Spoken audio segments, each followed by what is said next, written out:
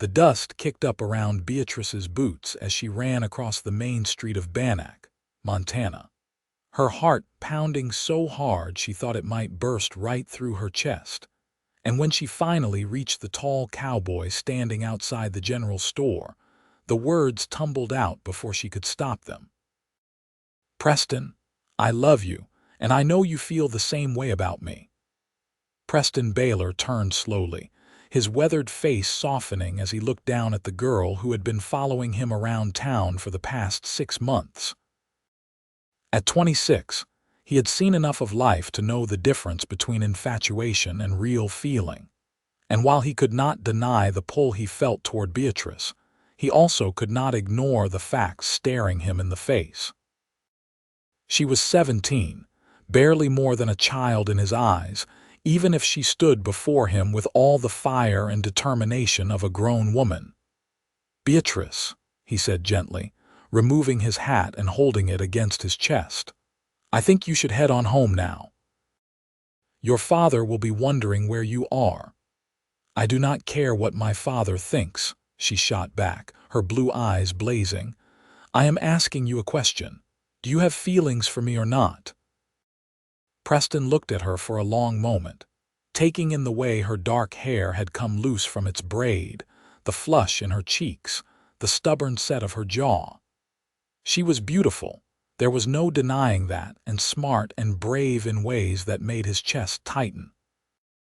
But she was too young, and he knew it would be wrong to encourage what she was feeling. "You are a remarkable young woman," he said carefully. "But you are just that young. You have got your whole life ahead of you, and you should not be setting your sights on a worn-out cowboy like me." "I am not too young," Beatrice insisted, stepping closer. "Plenty of girls my age are married already. My own mother was 16 when she wed my father." "That may be so," Preston acknowledged, "but that does not make it right.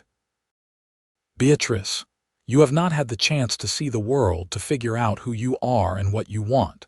How can you know what your heart truly desires when you have not given yourself the time to discover it?" Tears sprang to Beatrice's eyes, and she angrily brushed them away. "So that is it then. You are rejecting me." Preston felt something crack inside his chest, but he kept his voice steady. "I am not rejecting you. I am asking you to wait, to take some time to grow and learn and become the woman you are meant to be. And if, when you are older and have had the chance to experience life, you still feel the same way, then I will be here." "How much older?" she demanded, her voice breaking. "Until you are ready to make a real choice," he said. "Until you are old enough to know your own mind without any doubt. Until you have had the chance to meet other people, to see what else is out there in the world. I will not have you looking back in 5 years and resenting me because I stole your youth." Beatrice stared at him, her chest heaving with emotion. "And what if I meet someone else? What if I fall in love with another man?" Preston smiled sadly. "Then I will know it was not meant to be, and I will be happy for you. But Beatrice, I promise you this, I will wait. However long it takes, I will wait until you are ready to choose." She searched his face, looking for any sign that he was mocking her or simply trying to let her down easy, but all she saw was sincerity. Preston Baylor was a man of his word. Everyone in Bannack knew that. If he said he would wait, then he would wait. "How will I know when I am ready?" she whispered. "You will know," he assured her. "Trust me on that." Without another word, Beatrice turned and ran back down the street, her skirts kicking up clouds of Montana dust behind her. Preston watched her go, his heart heavy with a longing he could not afford to indulge. He had made the right choice, he told himself. The only honorable choice. But that did not make it hurt any less. The summer of 1876 stretched long and hot over Bannack, and Beatrice threw herself into helping her father run the boarding house they operated on the edge of town. Samuel Barrett had raised his daughter alone since her mother died of fever when Beatrice was only 8 years old, and he had done his best to give her a good life. He was a kind man, patient and understanding, and when he noticed the change in his daughter's demeanor, he did not press her for details. Beatrice kept herself busy from dawn until well past dark, cooking meals for the boarders, changing linens, scrubbing floors until her hands were raw. Anything to keep her mind off Preston Baylor and the way he had looked at her that day outside the general store. She told herself she was angry with him, that he had no right to make decisions about her life, but deep down she knew he was right. She was young and inexperienced, and perhaps she did need time to figure out who she was. But knowing something intellectually and accepting it emotionally were two very different things. Preston, for his part, kept his distance. He still came into town regularly, stopping by the general store for supplies or the saloon for a drink with the other ranch hands, but he made sure to avoid the boarding house. He had taken a job at the MacGregor Ranch about 10 miles north of Bannack, working as a horse breaker and general hand. The work was hard and physical, which suited him just fine. It gave him less time to think about blue eyes and dark hair and a spirit so fierce it made his heart ache. 3 months passed, then 6, then a full year. Beatrice turned 18 in the spring of 1877, and her father threw her a small party at the boarding house. She smiled and thanked the neighbors who brought gifts, but her mind kept wandering to a certain cowboy who had promised to wait. She had not spoken to Preston since that day in the street, though she had seen him from a distance a handful of times. Each time, her heart had leaped into her throat, but she had forced herself to look away, to remember his words about taking time to grow and learn. As summer approached, Samuel Barrett sat his daughter down one evening after the boarders had retired to their rooms. "Beatrice," he said gently, "I have been thinking about your future." She looked up from the mending in her lap, surprised by the serious tone in his voice. "What about it, Papa?" "You are 18 now, a grown woman. You have spent the last year working yourself to the bone in this boarding house, and while I appreciate all you do, I cannot help but feel I am keeping you from living your life." "This is my life," Beatrice protested. "Where else would I go?" "What else would I do?" Samuel smiled. "That is exactly what I mean. You have never had the chance to explore what else might be out there for you. Your Aunt Margaret wrote to me last month, inviting you to come stay with her in Sacramento for a while. She runs a dress shop there, quite successful from what she tells me, and she could use an extra pair of hands. More importantly, it would give you the opportunity to see a real city, to meet new people, to experience a different kind of life." Beatrice's first instinct was to refuse outright. Leave Bannack, leave Montana, leave any chance of seeing Preston. But then she remembered his words, "Until you have had the chance to see what else is out there in the world." Perhaps this was exactly what he had meant. Perhaps this was the universe giving her the opportunity to prove to herself and to him that her feelings were real and lasting. "How long would I be gone?" she asked slowly. "As long as you like," her father said. "A few months, a year, whatever feels right to you. I will manage fine here on my own. I can hire someone to help with the cooking and cleaning." Beatrice set down her mending and looked at her father, really looked at him. He had aged over the past year, new lines forming around his eyes and mouth, his hair going grayer at the temples. He had devoted his entire life to raising her, to making sure she had everything she needed, and now he was offering her freedom without any strings attached. "I will think about it," she said finally. Over the next few days, Beatrice found her thoughts constantly returning to her father's proposal. Sacramento, a real city with theaters and shops and more people than she could imagine. Part of her was terrified at the thought of leaving everything familiar behind, but another part, a part that sounded suspiciously like Preston's voice, whispered that this was exactly what she needed. On a warm June morning, Beatrice made her decision. She would go to Sacramento. She would spend time with her aunt, learn the dressmaking trade, see what city life had to offer. And if, after all of that, she still felt the same way about Preston Baylor, then she would come home and tell him so. But first, there was something she needed to do. She found Preston at the MacGregor Ranch on a Saturday afternoon.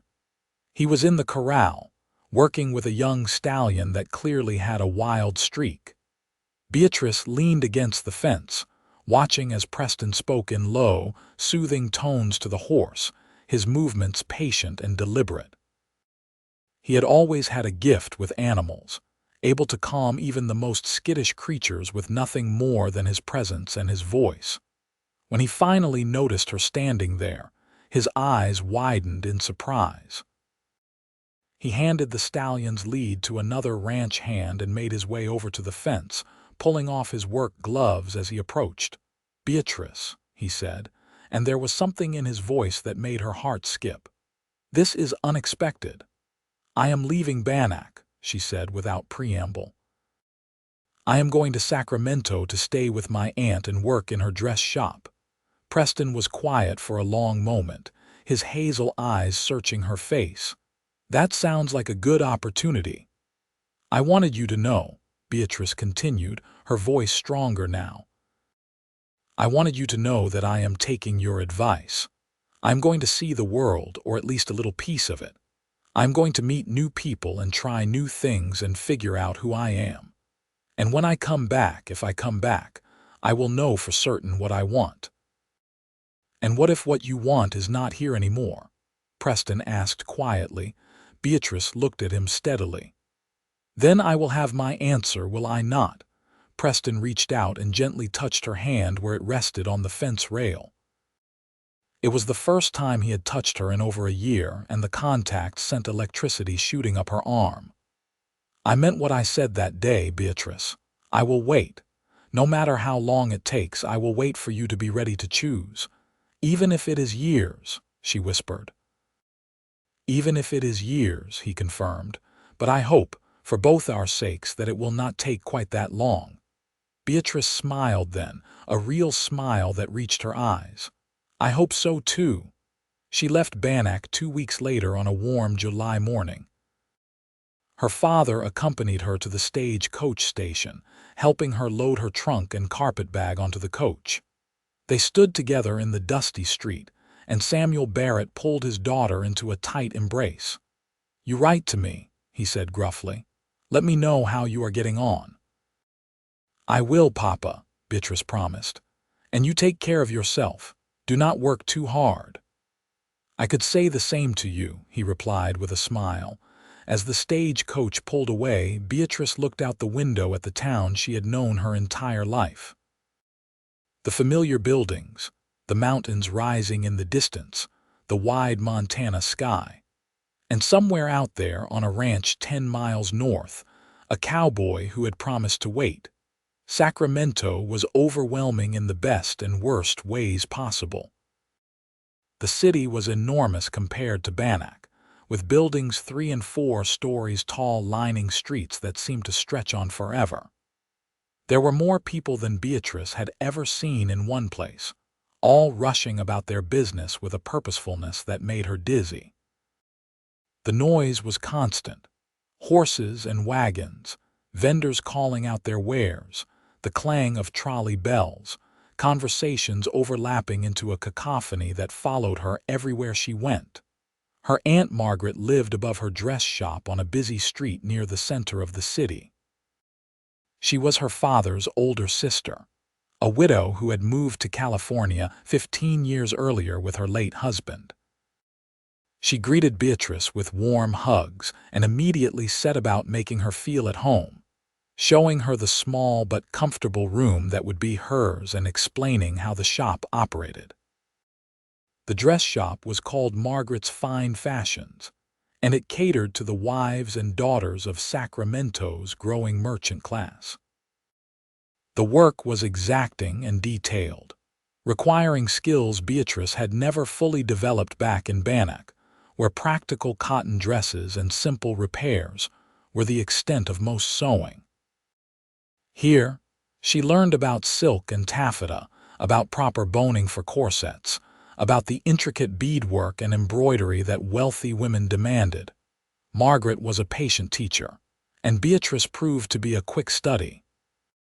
Within a few months, she could take measurements, cut patterns, and execute basic alterations with confidence. The work was satisfying in a way she had not expected, and she found herself enjoying the creative aspects of designing and constructing beautiful garments.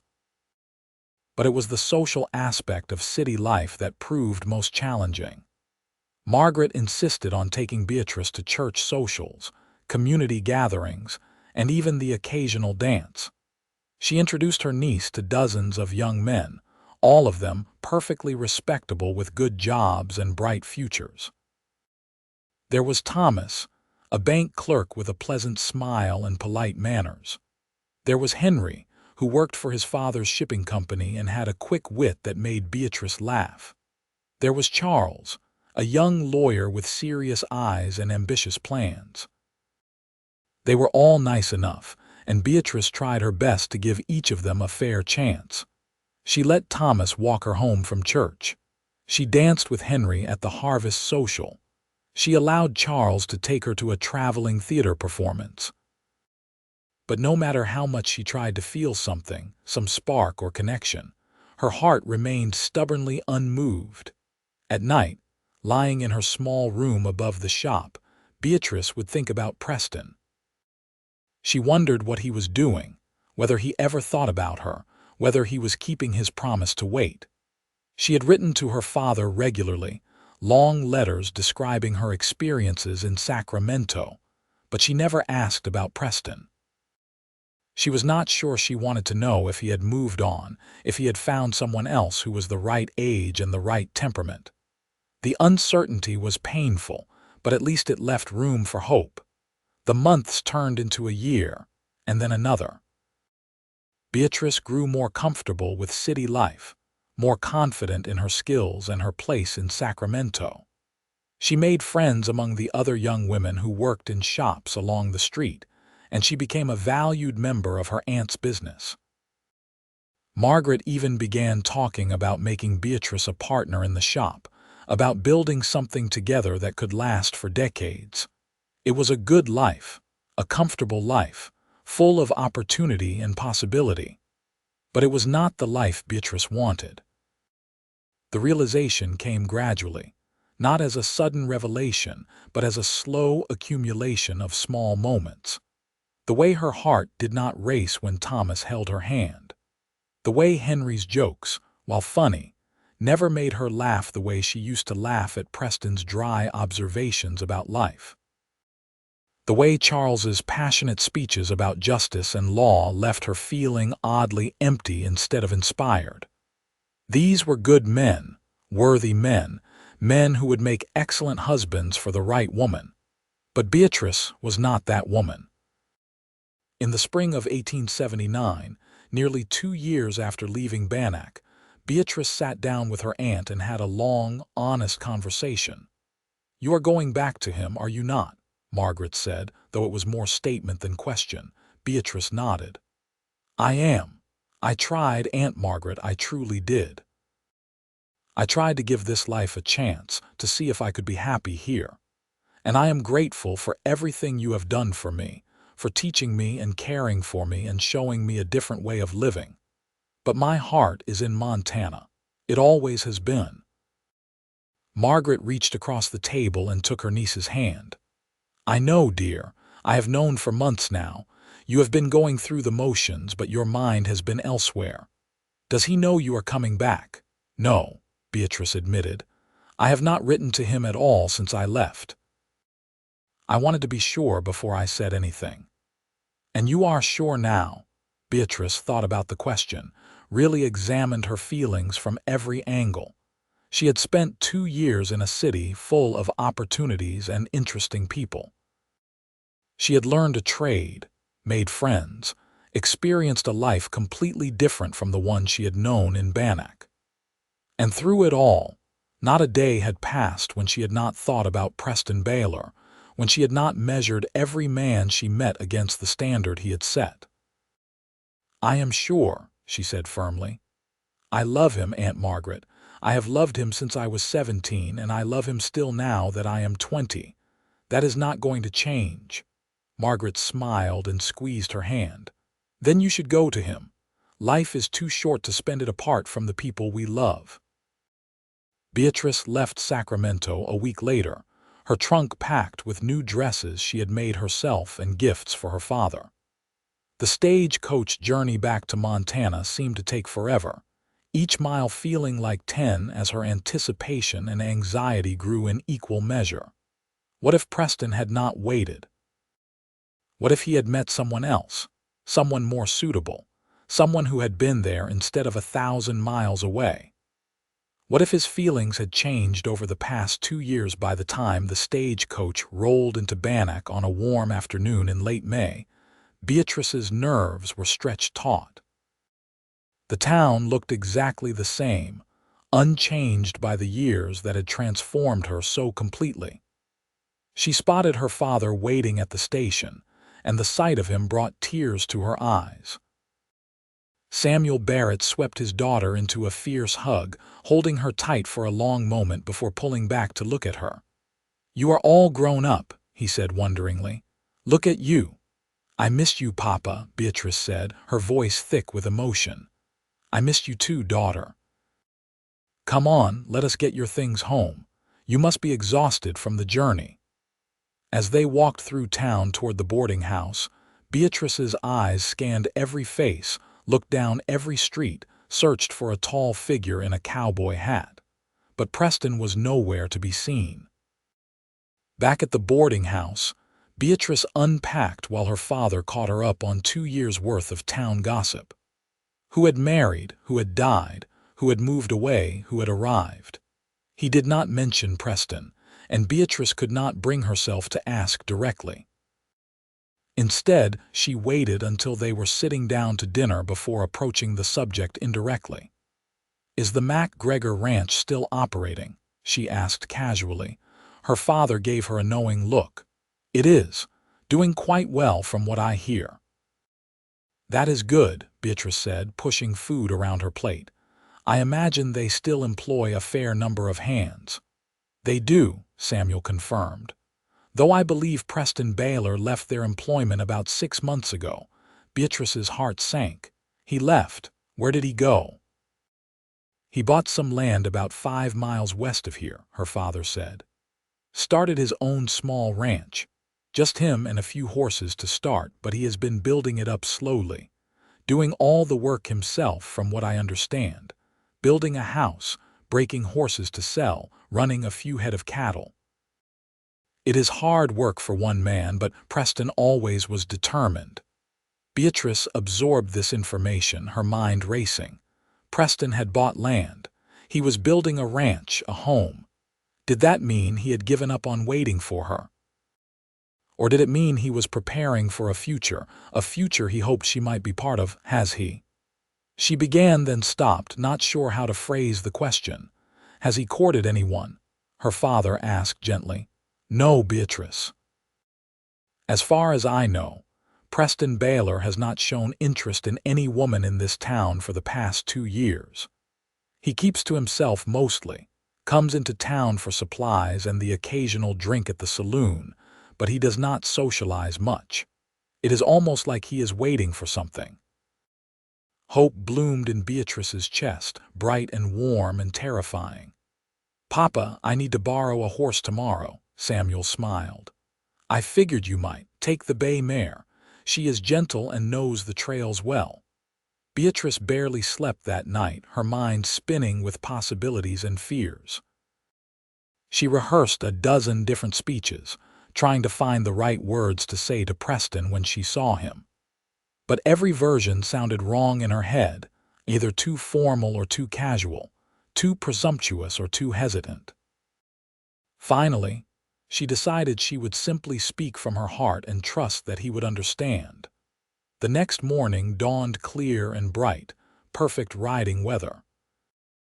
Beatrice dressed carefully in one of her new dresses, a deep blue cotton that brought out her eyes, and braided her hair back in a practical but pretty style. She saddled the bay mare with hands that trembled slightly and set out west, following her father's directions to Preston's land. The ride took about 40 minutes, and with each passing mile, Beatrice's heart beat faster. She crested a small rise, and suddenly there it was. A modest ranch spread out in a valley, with a partially completed house, a sturdy barn, and several corrals. She could see horses grazing in one of the pastures, beautiful animals with clean lines and strong builds. And there, working on the roof of the house, was Preston. Beatrice guided the mare down the slope and across the valley floor. Preston must have heard the hoofbeats because he stopped working and stood up, shading his eyes against the sun. Even from a distance, she could see the moment he recognized her. His whole body went still, and then he was climbing down the ladder with quick, purposeful movements.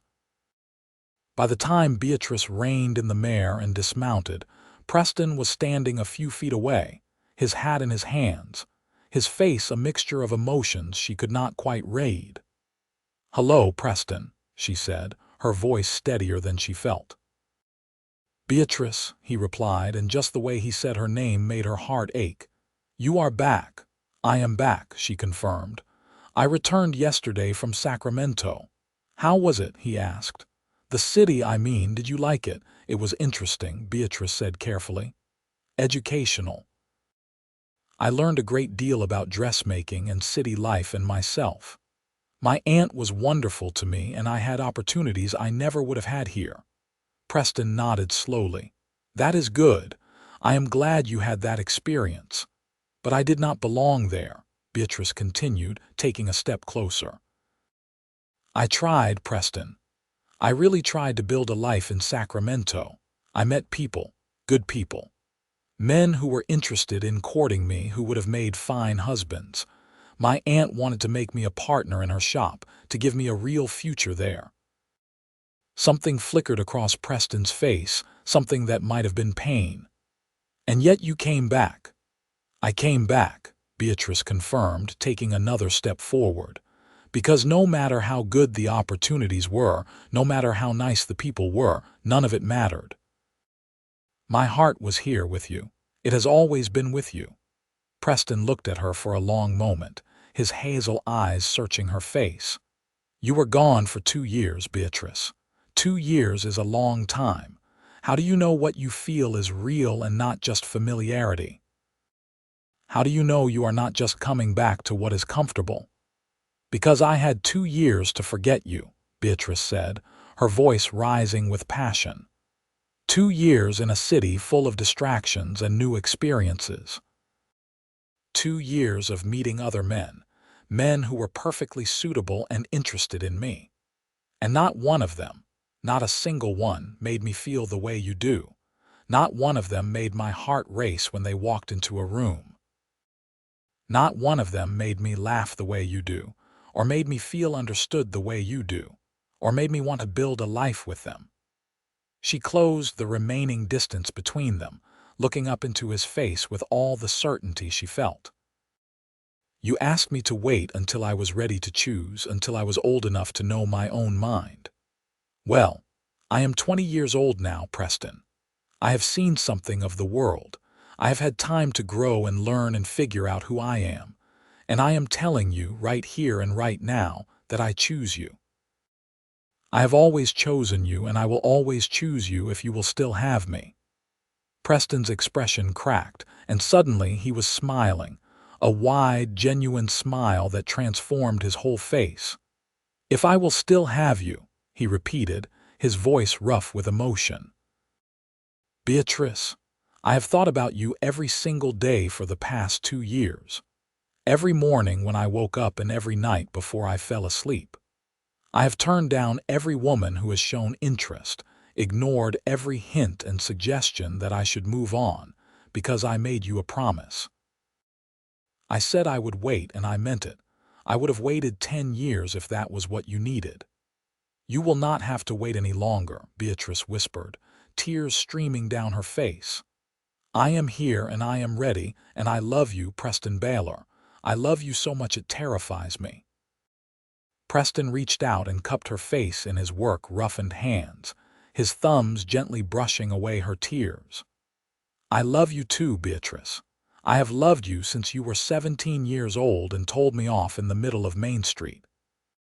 I have loved you through every day of your absence, and I will love you for every day we have left on this earth." And then he kissed her, and it was everything Beatrice had dreamed it would be.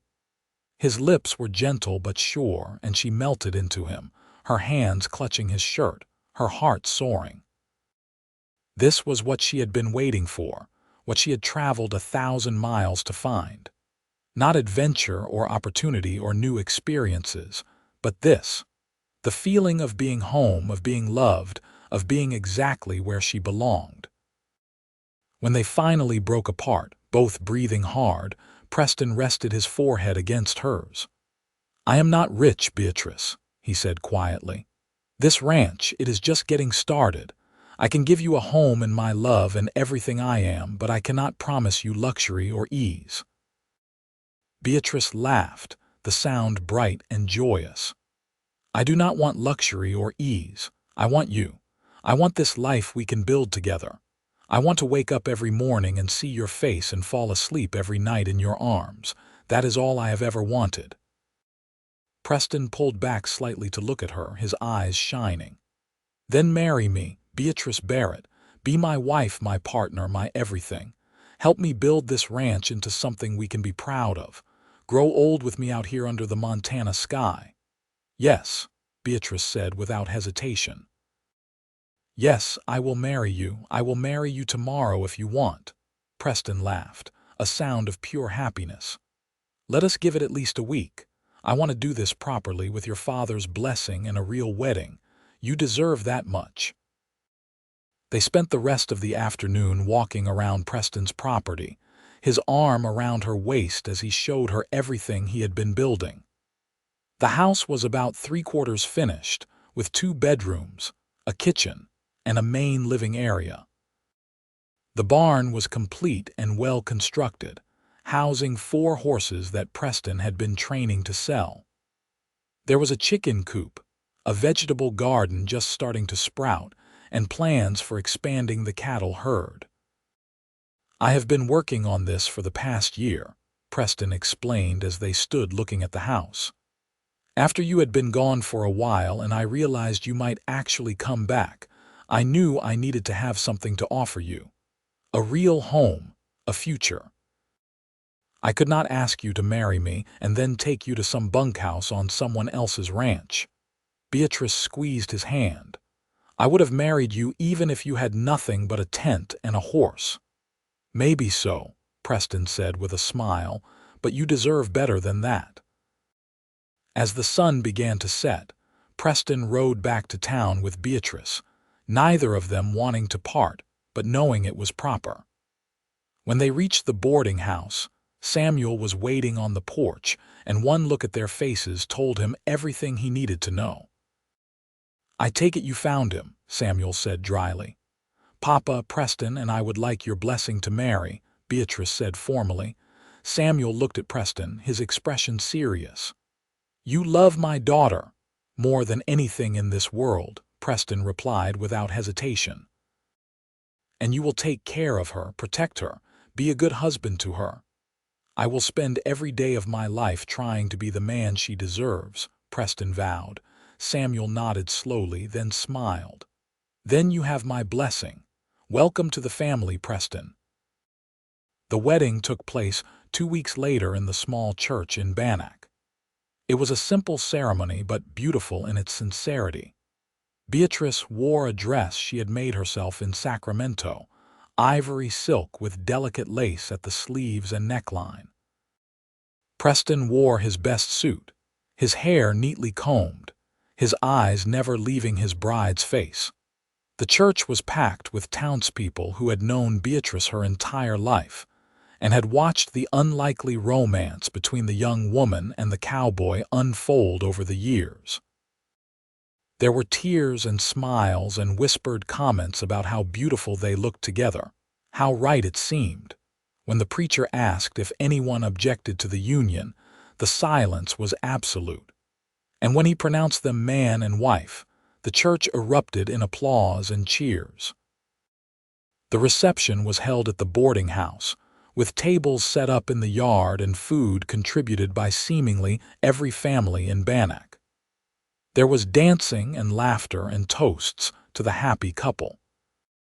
Samuel gave a speech that had everyone alternately laughing and crying, talking about watching his little girl grow into a remarkable woman, and how grateful he was that she had found a man worthy of her love. As the evening wore on and the stars came out overhead, Preston pulled Beatrice aside from the celebration. They stood together in the shadows, his arms around her waist, her head resting on his chest. "Happy," he murmured into her hair. "Happier than I ever thought possible," Beatrice replied. "Though I will be happier still when we are finally alone in our own home," Preston chuckled. "Patience, wife. We have the rest of our lives together." "I know," Beatrice said, tilting her head back to look at him, "but I have been patient for 3 years now. I think I have earned the right to be a little impatient." "That you have," Preston agreed, and kissed her soundly, not caring who might see. They left the reception shortly after, riding out to the ranch together under a canopy of stars. The house was finished enough to be livable, and Preston had spent the past week making it comfortable, bringing in furniture and supplies, even picking wildflowers to place in a jar on the kitchen table. He carried Beatrice over the threshold, and she laughed at the old-fashioned gesture, but her eyes were shining with happiness. This was their home now, the place where they would build their life together. That first night as husband and wife was everything they had waited for and more. Preston was gentle and patient, taking his time to make sure Beatrice felt safe and loved. She responded with a passion that surprised them both, all the longing and desire that had been building for years finally finding expression. They came together with a tenderness and intensity that left them both breathless, and afterward they lay tangled together in their bed, neither willing to let go of the other. "I love you," Beatrice whispered into the darkness. "I love you too," Preston replied, pressing a kiss to her forehead. "I will love you until the day I die and beyond." The first year of their marriage was hard work but filled with joy. Together, they finished the house, adding touches that made it truly their own. Beatrice planted flowers around the porch and made curtains for the windows. Preston built her a proper stove and added shelves to the kitchen. They worked side by side every day, tending to the horses, caring for the growing cattle herd, planting and harvesting their garden. Money was tight, but they did not care. They had each other, and that was enough. Preston's skill with horses became known throughout the region, and he began to develop a reputation as one of the best horse trainers in Montana. People came from miles around to buy his horses or have him work with their difficult animals. The income was modest but steady, and it allowed them to slowly expand the ranch. Beatrice discovered she had a talent for managing the business side of the operation. She kept careful records of expenses and income, negotiated prices with buyers, and even started breeding chickens to sell eggs in town. She also continued her dressmaking on the side, taking commissions from women in Bannack who wanted something nicer than the ready-made dresses available at the general store. They made a good team, complementing each other's strengths and supporting each other through challenges. When a harsh winter storm killed several of their cattle, they mourned together and then got back to work rebuilding the herd. When Beatrice had a bad fall from a horse and injured her wrist, Preston nursed her back to health with a tenderness that made her fall in love with him all over again. Samuel Barrett was a frequent visitor to the ranch, and watching his daughter thrive in her new life brought him immense satisfaction. He grew close to Preston, treating him like the son he had never had. And the two men would often sit on the porch in the evenings, smoking pipes and talking about everything and nothing. In the spring of 1881, about a year and a half after their wedding, Beatrice began to feel unwell in the mornings. She was tired all the time, and certain smells made her nauseous. It took her a few weeks to realize what was happening, and when she did, she could barely contain her excitement. She waited until they were sitting down to dinner to tell Preston. He had just started eating when she said casually, "I think I am going to need to make some new dresses soon. My current ones are going to be too tight before long." Preston looked up, confused. "Too tight? Have you been eating more?" Beatrice smiled mysteriously. "In a manner of speaking, I expect I will be eating for two for the next several months." It took Preston a moment to understand, and when he did, his fork clattered to his plate. "You are. We are. We are going to have a baby," Beatrice confirmed, her smile widening. "In about 7 months, if my calculations are correct." Preston was out of his chair and around the table in an instant, pulling Beatrice into his arms. "We are going to have a baby," he repeated wonderingly. "Beatrice, we are going to be parents." "I hope you are happy about it," she said, though she could see the answer written all over his face. "Happy I am." Preston seemed at a loss for words. "I am overwhelmed. I am terrified. I am more excited than I have ever been in my life. A baby, our baby." The pregnancy progressed smoothly, though Beatrice found herself exhausted and uncomfortable as the months wore on. Preston was attentive to the point of being overprotective, insisting she rest more and take on fewer physical tasks around the ranch. They argued about it good-naturedly, with Beatrice insisting she was perfectly capable and Preston insisting he was not going to risk her health or the baby's. Samuel was thrilled at the prospect of becoming a grandfather and began constructing a beautiful wooden cradle for his grandchild. He brought it to the ranch one afternoon in late summer, and Beatrice cried when she saw the intricate carvings of horses and mountains that decorated the sides. "Papa, it is beautiful," she said, running her fingers over the smooth wood. "Only the best for my grandchild," Samuel replied gruffly, clearly pleased by her reaction. On a cold November night, Beatrice's labor began. Preston immediately rode to town to fetch the midwife, Mrs. Henderson, a capable woman who had delivered half the babies in Bannack over the past 2 decades. Samuel came as well, and the three of them settled in for what turned out to be a long night. Preston paced the main room of the house, while Mrs. Henderson attended to Beatrice in the bedroom. Every cry of pain from his wife made him flinch, made him want to burst through the door and do something, anything, to help her. But Mrs. Henderson had been firm. Fathers were not welcome in the birthing room. Samuel sat calmly in a chair, watching his son-in-law wear a path in the floorboards. "She is strong," he said quietly. "She will be fine." "How can you be so calm?" Preston demanded. "She is in pain." "Because this is the natural way of things," Samuel replied. "Women have been having babies since the beginning of time. Mrs. Henderson knows what she is doing, and Beatrice is healthy and determined. Have faith." Just before dawn, a new sound joined Beatrice's labored breathing, the sharp, indignant cry of a newborn baby. Preston froze mid-step, his heart in his throat. Moments later, Mrs. Henderson emerged from the bedroom, a tired but satisfied smile on her face. "Congratulations, Mr. Baylor. You have a son." Preston did not wait for permission. He pushed past the midwife and into the bedroom where Beatrice lay propped up against pillows, exhausted but radiant. And in her arms, wrapped in a soft blanket, was the most beautiful sight Preston had ever seen. His son. "Come meet your boy," Beatrice said softly.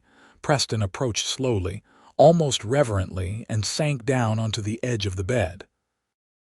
He reached out with one finger to stroke the baby's impossibly soft cheek, marveling at the tiny perfection of him. "He is perfect," Preston whispered. "You did so well, Beatrice. You are amazing." "We made him together," Beatrice replied with a tired smile. "What should we name him?" They had discussed names throughout the pregnancy, but had never settled on anything definite. Now, looking at his son's scrunched-up face and tiny fists, Preston knew exactly what felt right. "What about William?" he suggested. "William Samuel Baylor, after your father." Tears sprang to Beatrice's eyes. "Papa will love that. William." "Yes, that is perfect." When Samuel was invited in to meet his grandson, he tried to maintain his composure, but seeing his daughter with her baby, knowing the child bore his name, undid him completely. He held little William with shaking hands, tears streaming down his weathered face. "Thank you," he said to Beatrice, "for this gift, for everything. Your mother would have been so proud of you." The first few months of William's life were exhausting but wonderful. Preston and Beatrice took turns walking the floor with him when he cried at night, changed countless diapers, and marveled at every small milestone. Preston proved to be a devoted father, spending every free moment with his son, talking to him in the same soft tones he used with his horses, making the baby coo and smile. Beatrice watched her husband with their son and fell in love with him all over again. This was the life she had dreamed of during those 2 years in Sacramento. The life she had known was waiting for her if she could just be patient enough. And it was better than anything she had imagined. As William grew from an infant into a curious, energetic toddler, the ranch continued to prosper. Preston's reputation brought in more business than he could handle alone, so he hired a young man named Thomas Brennan to help with the day-to-day operations. This freed up more of Preston's time to spend with his family and to focus on breeding and training the finest horses in Montana. Beatrice balanced her work around the ranch with caring for William, who had his mother's dark hair and his father's hazel eyes. He was a happy, adventurous child, always getting into things, always asking questions, always underfoot in the best possible way. In 1883, when William was nearly 2 years old, Beatrice discovered she was pregnant again. This pregnancy was harder than the first, and she found herself sick and tired for weeks on end. Preston hovered even more than before, much to Beatrice's amused exasperation, and Samuel came out to the ranch almost daily to help with William and check on his daughter. Their second child, a daughter they named Rose Margaret after Preston's mother and Beatrice's aunt, was born in May of 1884. She had her father's light brown hair and her mother's blue eyes, and from the moment she arrived, she had both her parents wrapped around her tiny fingers. William was fascinated by his baby sister, wanting to help with everything. Preston and Beatrice carefully supervised his interactions with Rose, teaching him to be gentle, and soon the 2-year-old was her most devoted guardian. Life settled into a comfortable rhythm. The children grew, the ranch prospered, and Preston and Beatrice's love for each other deepened with each passing year. They had their disagreements, of course, like any married couple, but they had learned early on to talk through their problems rather than letting resentment build. On their 5th wedding anniversary, Preston surprised Beatrice with a trip to Virginia City, the largest town in the region. They left the children with Samuel for a weekend and stayed in a real hotel, ate in a nice restaurant, and even attended a theatrical performance. It was a rare luxury, and Beatrice treasured every moment of having Preston's undivided attention. As they lay together in the hotel bed that night, Beatrice traced patterns on Preston's chest with her finger. "Do you ever regret it?" she asked quietly. "Waiting for me, I mean. Spending those years alone when you could have found someone else." Preston caught her hand and brought it to his lips, pressing a kiss to her palm. "Not for a single second. You were worth the wait, Beatrice. You were worth everything. These past 5 years with you have been the happiest of my life." "Mine too," Beatrice murmured, snuggling closer. "I love you, Preston Baylor. Thank you for being patient with me, for giving me time to grow up and figure out what I wanted." "I love you too," Preston replied. "And I would do it all again in a heartbeat." The years continued to pass, each one bringing new challenges and joys. In 1886, they added a third child to their family, another son they named Andrew. William was nearly 5 by then, and Rose was 2, and both of them were thrilled to have a baby brother to fuss over. The ranch expanded significantly during this time. Preston bought additional land from a neighboring rancher who was retiring, nearly doubling their property size. He hired 2 more hands to help manage the growing operation, and Thomas Brennan became more of a partner than an employee, taking on significant responsibility for the day-to-day management. Beatrice's dressmaking business had also grown. Women from as far away as Helena were sending her commissions, and she had to limit the number of orders she accepted each month to keep up with the demand while still caring for her family. The extra income allowed them to make improvements to the house, adding on another bedroom and a proper workshop for Beatrice's sewing. Samuel Barrett remained a constant presence in their lives, doting on his grandchildren and helping around the ranch whenever he could. He had sold the boarding house in 1885, finding the work too demanding as he aged, and moved into a small house in town. But he spent most of his time at the ranch, and Preston and Beatrice had standing orders that he should come stay with them whenever he wanted. In the summer of 1888, when William was 7, Rose was 4, and Andrew was 2, Beatrice began to feel the telltale signs of another pregnancy. She was both excited and nervous, wondering if she had the energy to chase after 4 young children. But when she told Preston, his face lit up with such pure joy that her doubts melted away. "4 children," he said wonderingly. "We are going to have 4 children. We are going to need a bigger house," Beatrice said with a laugh. "Then we will build a bigger house," Preston replied. "Whatever you need, whatever our family needs, we will make it happen." Their 4th child, a daughter they named Claire, was born in March of 1889. The birth was smooth, and Claire proved to be a calm, easy baby, much to Beatrice's relief. The older children were enchanted with their new sister, and William appointed himself her official protector. Life with 4 children was chaotic and exhausting, but Preston and Beatrice would not have changed a thing. Their home was always full of laughter and noise and love.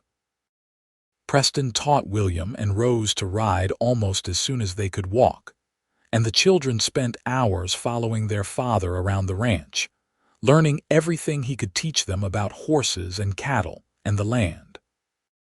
Beatrice homeschooled the children, teaching them to read and write and do arithmetic.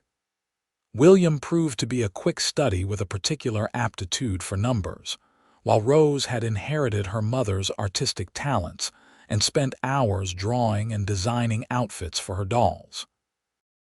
Andrew was still young but showed signs of having his father's gift with animals.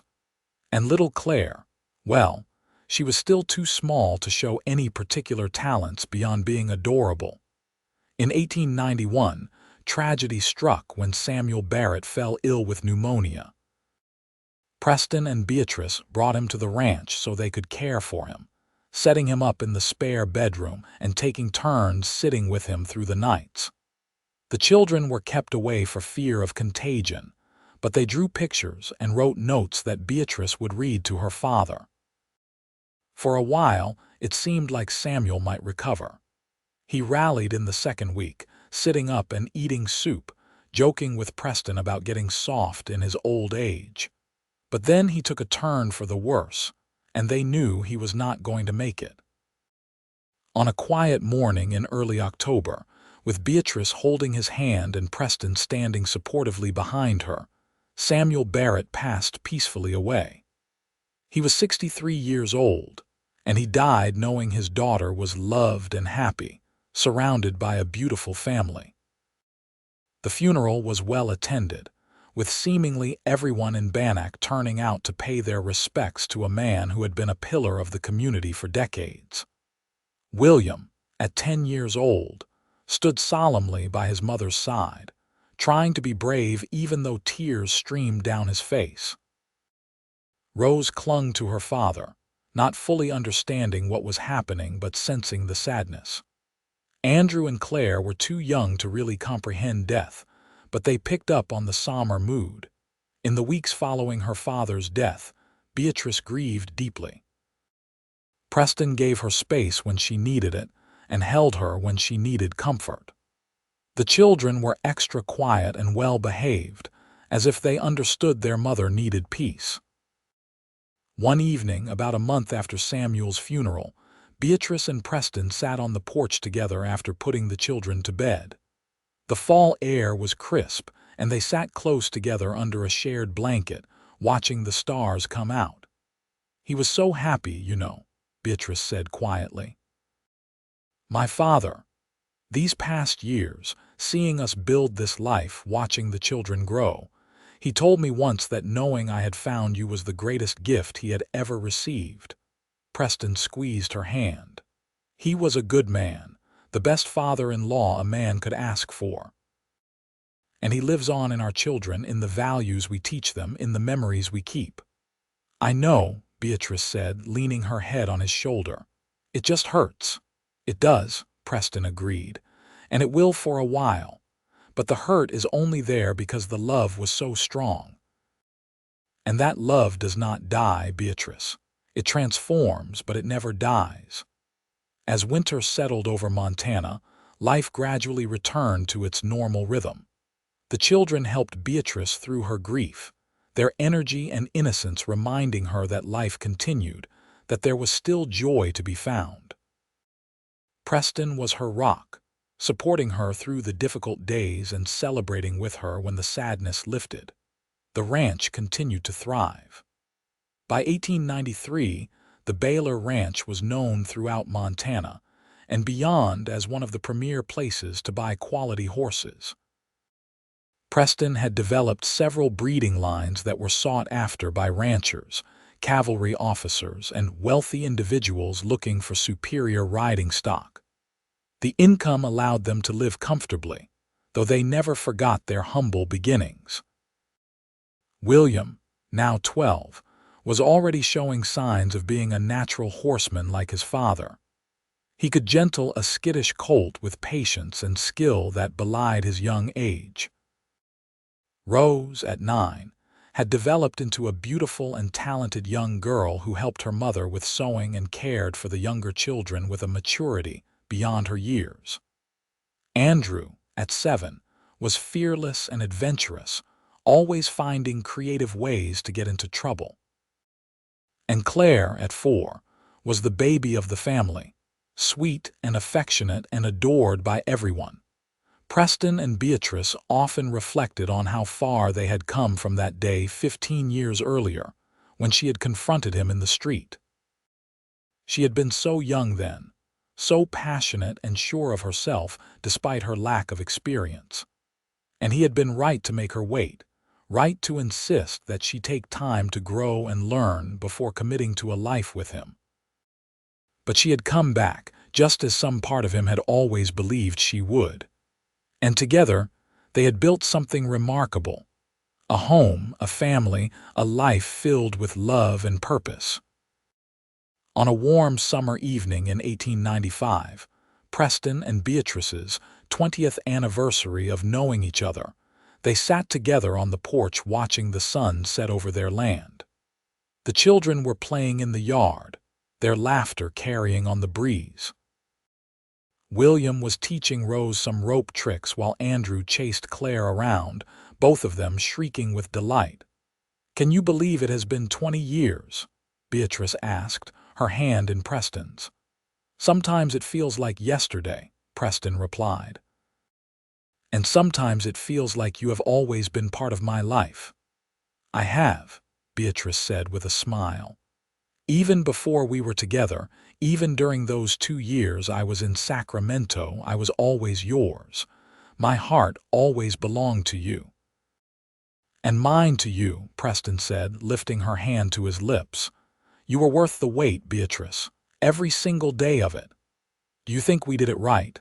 Beatrice asked. Raising the children, running the ranch, all of it, Preston considered the question. I think we did the best we could with what we had. We loved each other, we loved our children, we worked hard and treated people fairly. What more can anyone do? That is true, Beatrice agreed.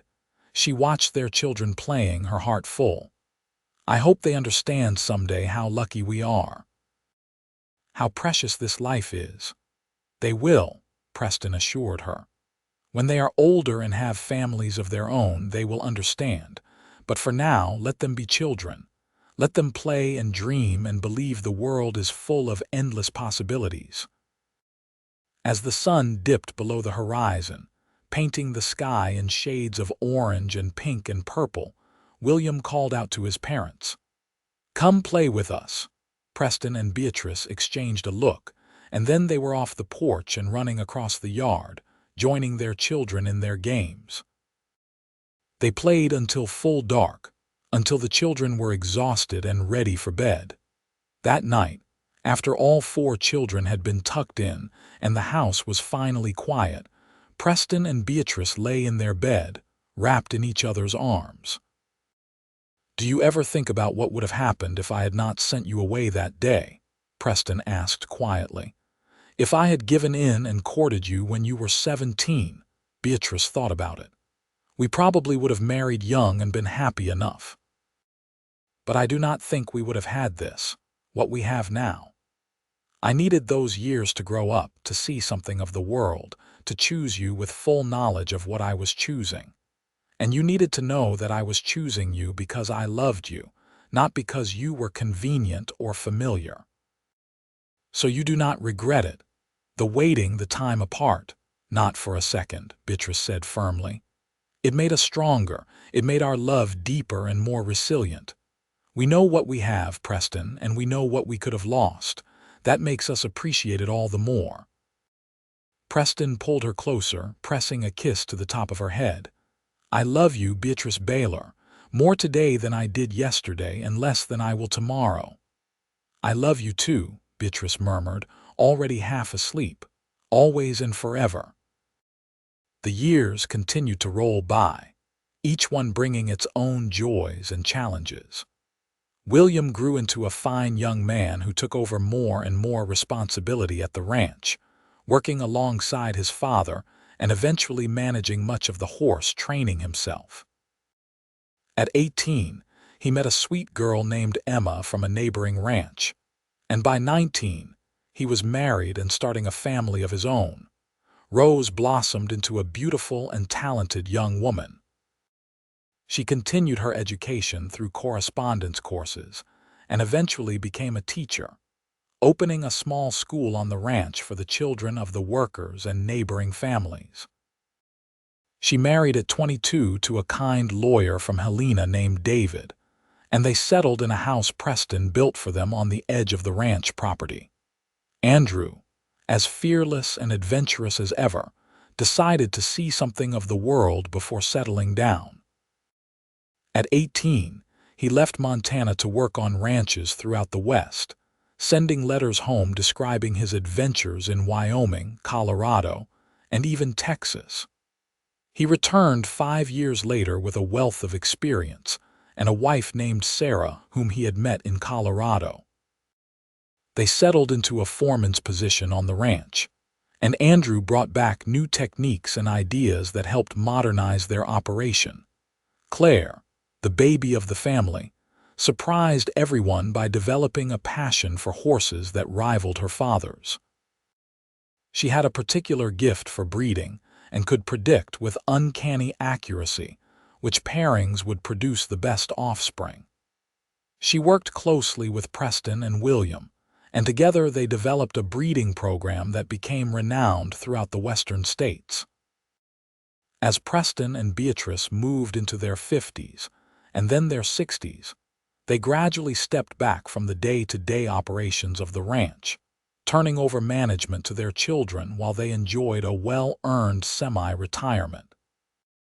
They traveled some, visiting the children and grandchildren who had spread throughout Montana, and even taking a trip to San Francisco to see the ocean.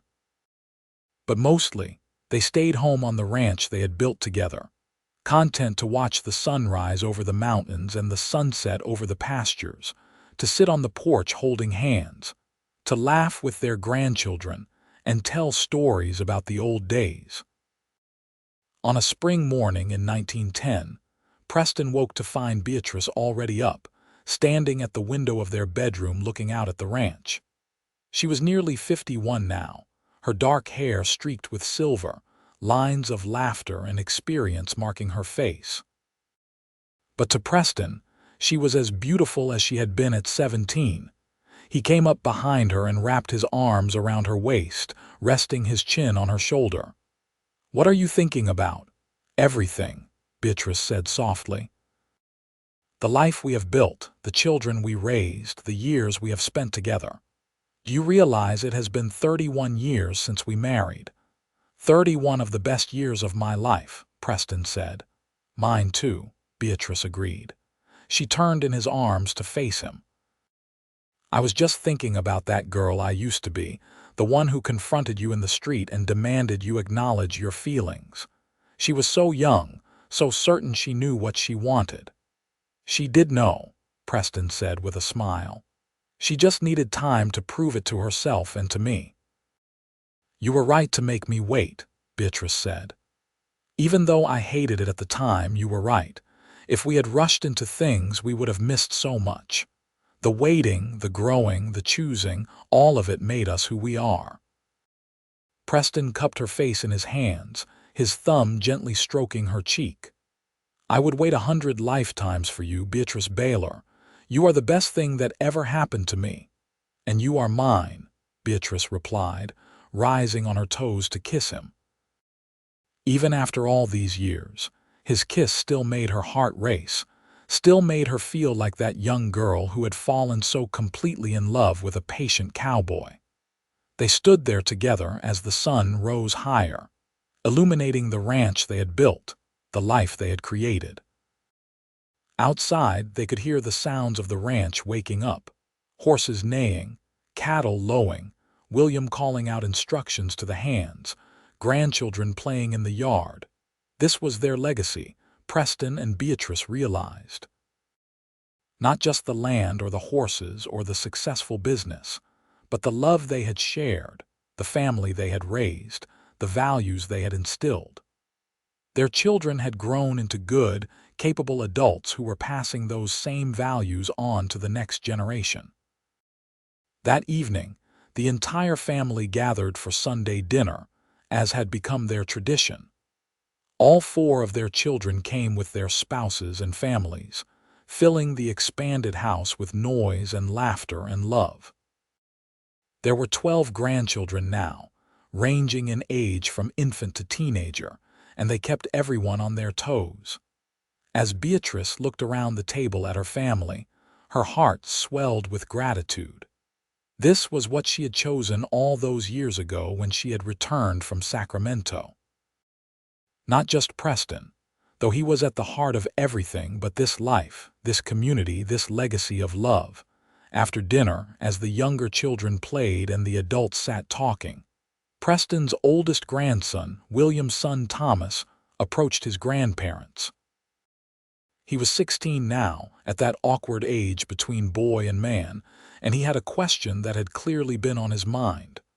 "Grandpa, Grandma," he began hesitantly, "I was wondering if you could tell me the story of how you met.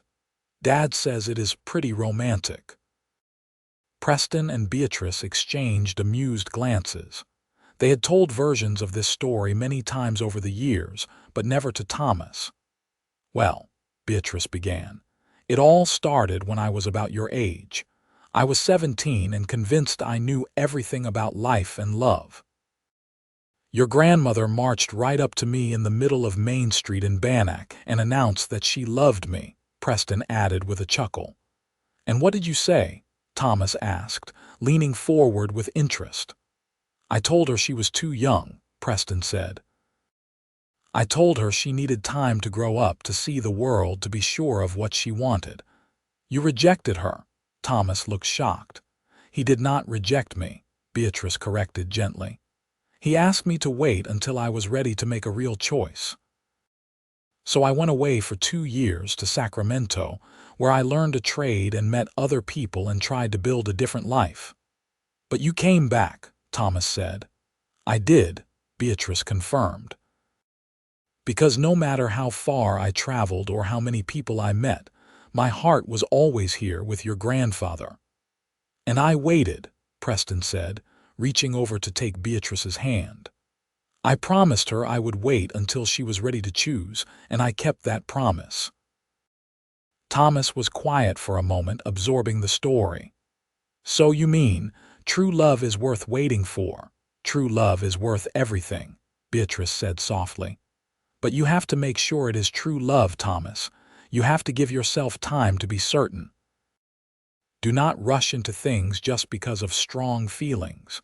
Real love withstands distance and time and doubt. Real love chooses itself over and over again.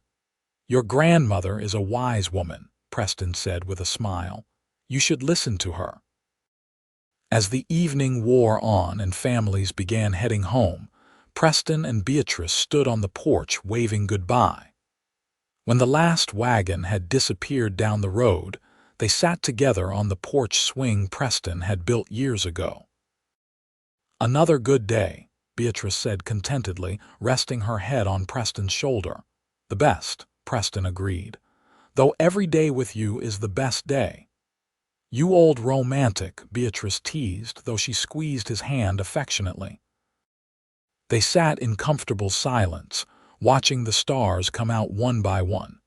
This was their favorite time of day, when the work was done and the house was quiet, and they could simply be together. You ever wonder what that young cowboy would think if he could see his life now? Beatrice asked. Before you met me, when you were just working ranches and breaking horses, Preston considered the question.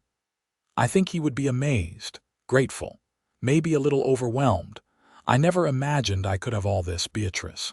A successful ranch, a beautiful family, a love that has lasted decades. It is more than I ever dreamed possible. And what about that young girl who confronted you in the street? Beatrice asked. What would she think? I think she would be proud, Preston said thoughtfully. Proud of the woman she became, proud of the choices she made, proud of the life she built. She was brave even then, brave enough to declare her feelings, and that bravery served her well. Served us well, Beatrice corrected. I could not have done any of this without you, Preston. You were my foundation, my constant, the one thing I could always count on. We did it together, Preston said firmly. Every step of the way together.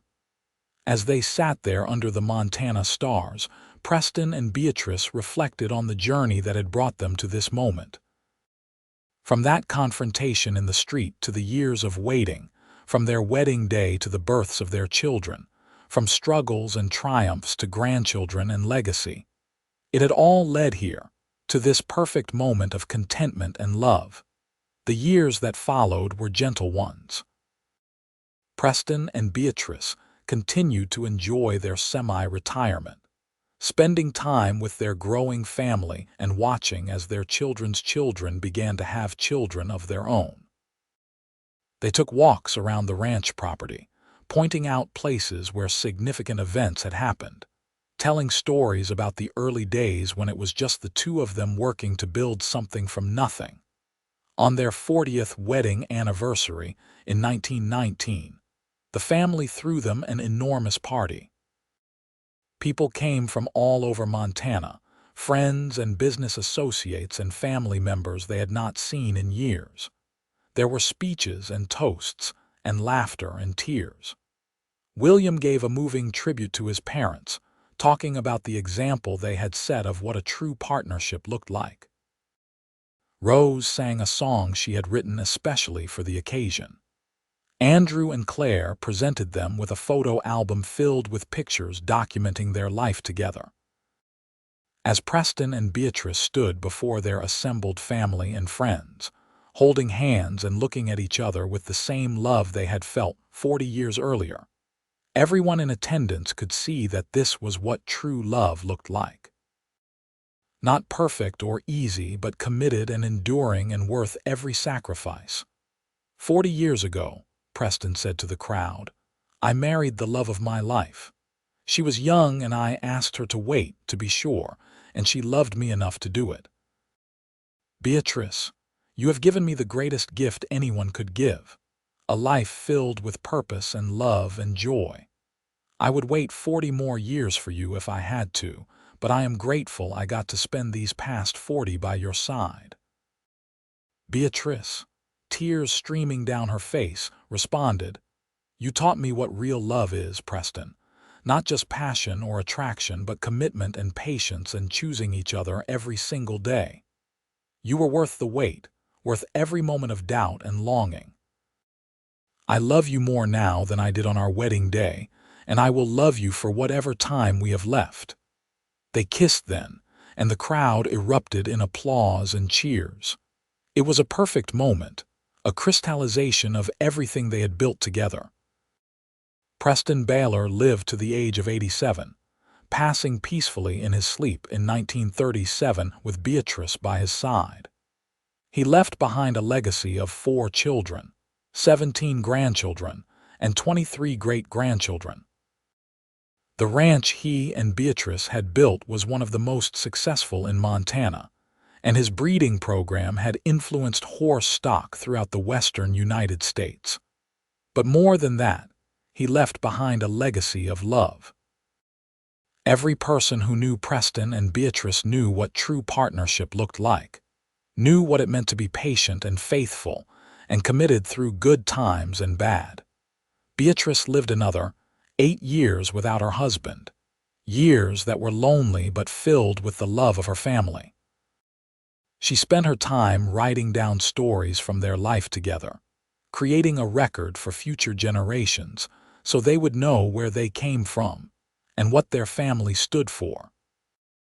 On a spring morning in 1945, at the age of 86, Beatrice Barrett Baylor passed away quietly in the house she and Preston had built together. She was surrounded by her children and many of her grandchildren, and her last words were, I am coming, Preston. Wait for me just a little longer. She was buried next to her husband on a hill overlooking the ranch, under the big Montana sky they had both loved so much. The headstone read, Together in life, together in death, together forever. The ranch continued for generations, passed down through the family, always keeping the name Baylor and always maintaining the values Preston and Beatrice had established. Their story became family legend, told and retold to each new generation as an example of what real love looks like.